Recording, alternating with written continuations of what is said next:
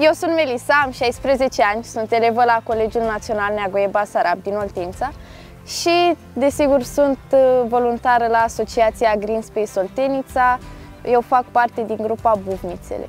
Ne aflăm aici pe lacul Mostiștea, unde facem prima noastră campare și inițiere în caiac. Salut, mă numesc Marian, sunt membru al Asociației Green Space Oltenița, iar astăzi vă spun cu bucurie că am participat la o tabără de inițiere pe caiac pe malul lacului Mostiștea, în apropierea localității Sultana.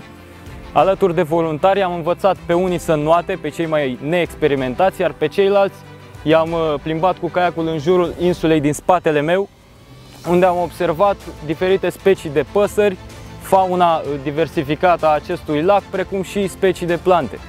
Pe lângă cursele cu caiacul avem în perioada următoare și activități montane, avem drumeții pe munte, activități umanitare în care sprijinim oamenii din comunitate și suntem foarte bucuroși că vă interesează, că ne apreciați postările și vă invităm și pe dumneavoastră să participați la acțiunile noastre.